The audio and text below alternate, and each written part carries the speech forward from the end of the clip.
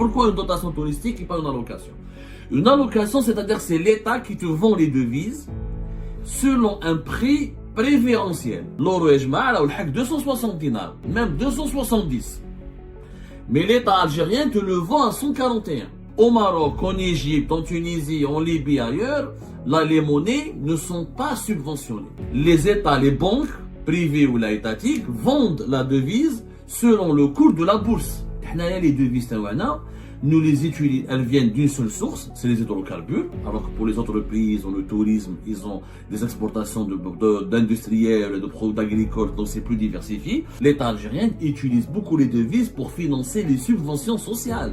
Il faut savoir qu'au Maroc, les dépenses sociales de l'État marocain sont de 5 milliards 8 euros. L'Algérie, c'est pas la même chose, Ejma'. L'Algérie dépense 31 milliards de dollars de dépenses sociales. Les subventions du lait, du sucre, de l'huile, des céréales, tout ça, ça coûte de l'argent à l'État algérien. Contrairement à l'Égypte, et au Maroc, et à la Tunisie, etc., nous avons une agriculture plus faible que ces pays-là, et que notre dépendance alimentaire vis-à-vis de l'étranger, elle est plus importante.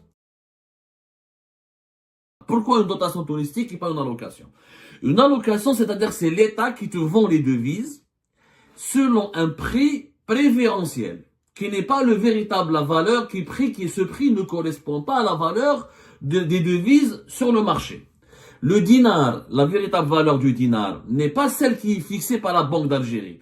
Les banques algériennes, en ce moment, les banques algériennes, 1 euro, c'est 141 dinars. Sauf que ce taux de change, c'est un taux de change subventionné et sponsorisé par l'État. Il n'obéit pas à la loi de l'offre et de la demande. Le véritable valeur de l'euro, elle est sur le marché informel qui obéit à la loi de l'offre et de la demande.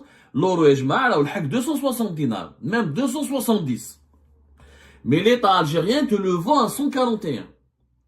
Parce que l'État, il estime qu'il a une politique, il subventionne la valeur du dinar, il sponsorise la valeur du dinar pour des choix économiques liés à la vente du pétrole et du gaz. Donc, le dinar n'est pas soumis à la loi de l'offre et de la demande. Alors que normalement, la valeur d'une monnaie, c'est selon l'offre et la demande. Au Maroc, en Égypte, en Tunisie, en Libye, ailleurs, là, les monnaies ne sont pas subventionnées. La Libye peut-être un peu. Mais en Égypte, en Tunisie, au Maroc et en Mauritanie, les autres pays de l'Afrique du Nord, les États, les banques, privées ou étatiques, vendent la devise selon le cours de la bourse.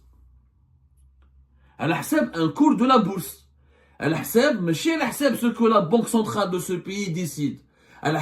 Les monnaies tunisiennes, marocaines et mauritaniennes et égyptiennes, bon, elles sont quelquefois contrôlées par l'État, mais elles ne sont pas subventionnées. Elles obéissent aux règles de la demande et de l'offre. C'est-à-dire, combien de touristes arrivent dans le pays, quelle est la situation économique du pays, la croissance économique du pays. C'est pour ça qu'on parle de dotation touristique. C'est une différence notable qu'il faut absolument comprendre. Au Maroc, la dotation touristique, elle est de l'équivalent de 10 000 dollars depuis le 1er janvier 2022. C'est-à-dire que le Marocain, une fois par an, il a le droit à un quota de 10 000 dollars qu'il peut utiliser comme il veut. Pour des voyages de tourisme, pour aller étudier à l'étranger. Dans certains cas, pour les soins ou les malabaliches, pour les entrepreneurs, les hommes d'affaires qui ont besoin de se déplacer à l'étranger, ou là pour certaines réunions, ou là pour certaines activités, les autorités marocaines leur donnent le droit d'aller jusqu'à l'équivalent de 30 000 dollars. Entre 10 000 et 30 000 dollars. Mais c'est des cas rares, des cas compliqués, des cas de businessmen, des cas de soins intensifs, etc. Mais les Marocains lambda ont le droit à une dotation touristique de 10 000 dollars. En Égypte, elle est aussi de 2 000 dollars. En Mauritanie, elle est de 7 500 dollars. En Libye aussi, elle est de 2 000 dollars. Et en Tunisie, la dotation touristique, elle est de 6 000 dinars tunisiens. C'est le dinar et on convertit en dollars ou en euros. En euros, c'est 1800 et quelques. Et en dollars actuellement, c'est 1900. Donc, l'Algérie, on est toujours dernier de la classe avec 750 euros.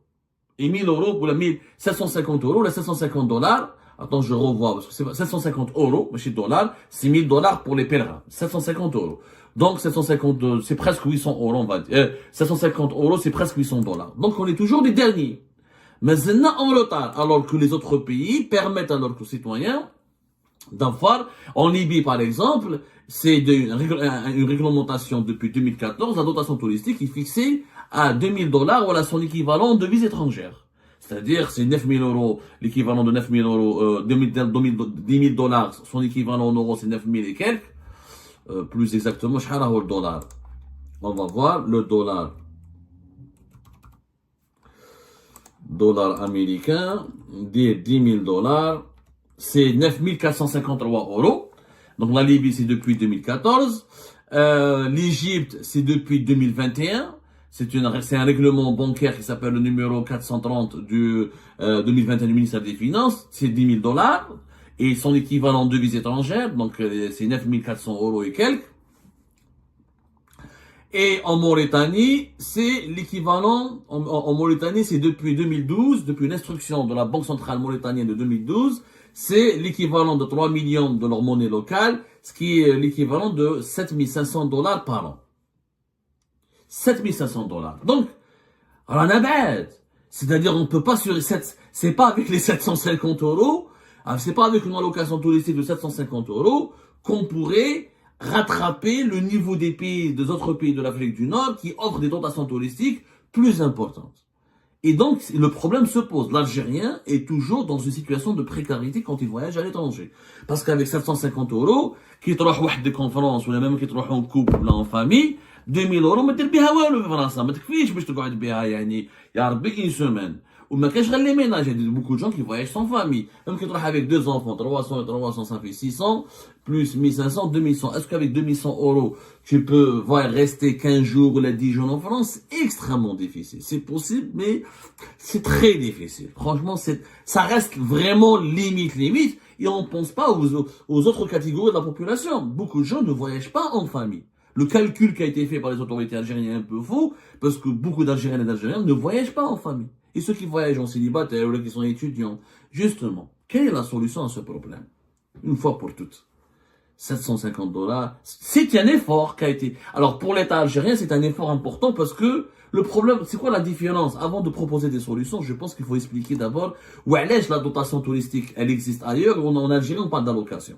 Il faut savoir que contrairement à l'Égypte, au Maroc, à la Tunisie, les devises tawana, nous les utilisons, elles viennent d'une seule source, c'est les hydrocarbures, alors que pour les autres pays, ils ont le tourisme, ils ont des exportations d'industriels, de produits agricoles, donc c'est plus diversifié.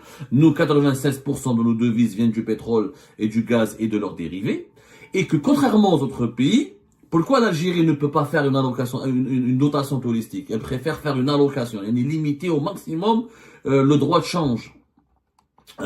Qui permet aux Algériens et aux Algériens de financer leur voyage à l'étranger. Pour une raison aussi simple, c'est que nous, les devises que nous gagnons avec l'État algérien utilise beaucoup les devises pour financer les subventions sociales. Nous avons des subventions sociales extrêmement importantes.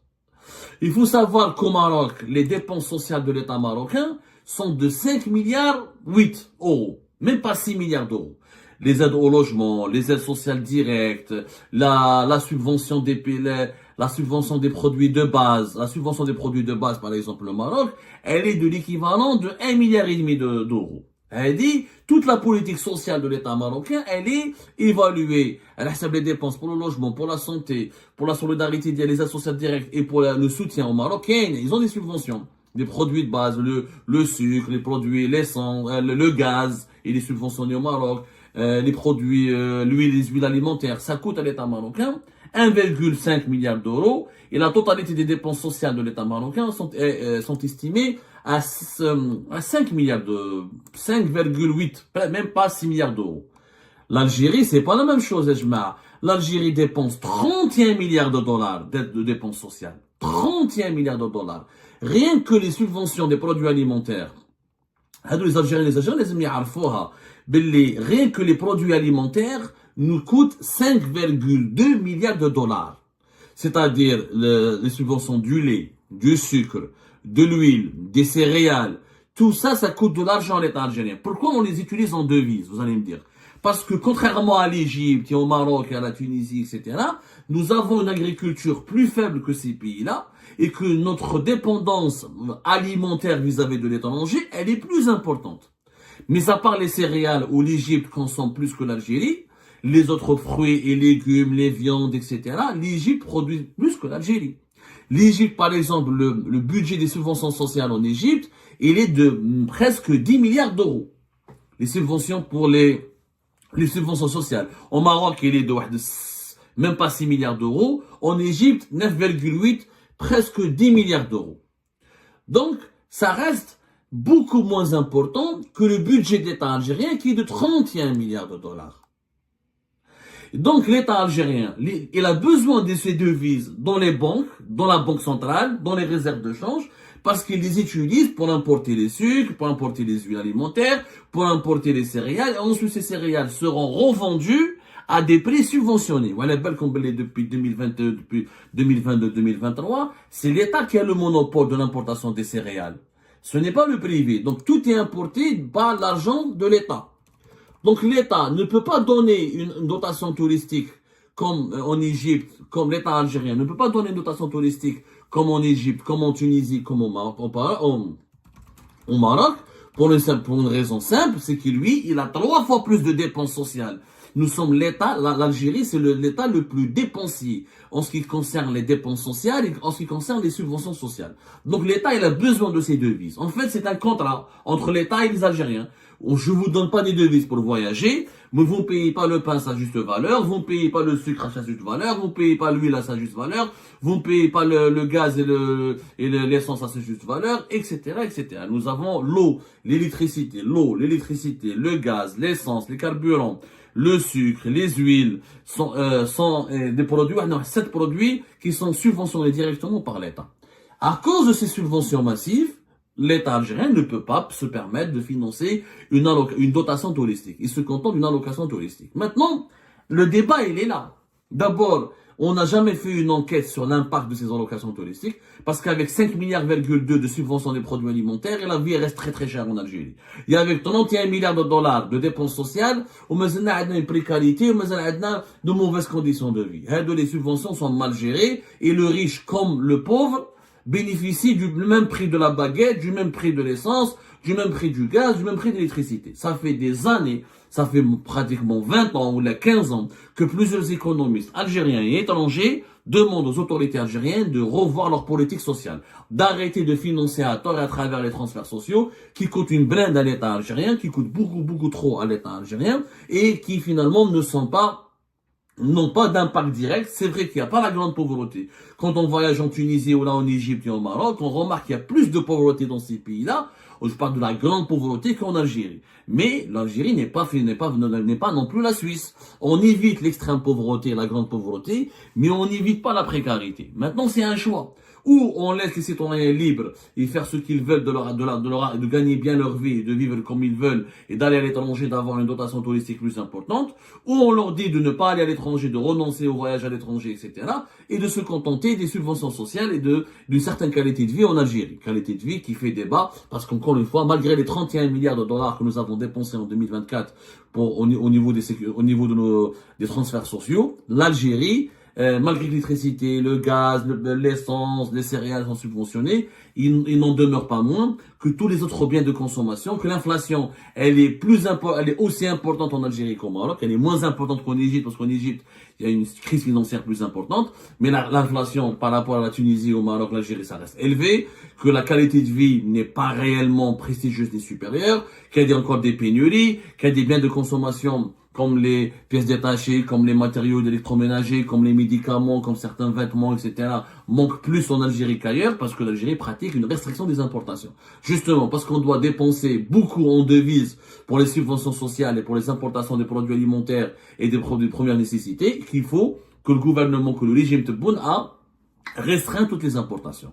Voilà pourquoi l'Algérie ne peut offrir que 750. Dans la configuration économique actuelle, l'État algérien ne peut offrir que 750 euros comme allocation touristique à ses citoyens. Ce qui va lui coûter presque 4 milliards d'euros par an. Ce qui est une charge financière importante. S'il veut offrir plus, il faut changer de manière de diriger notre pays.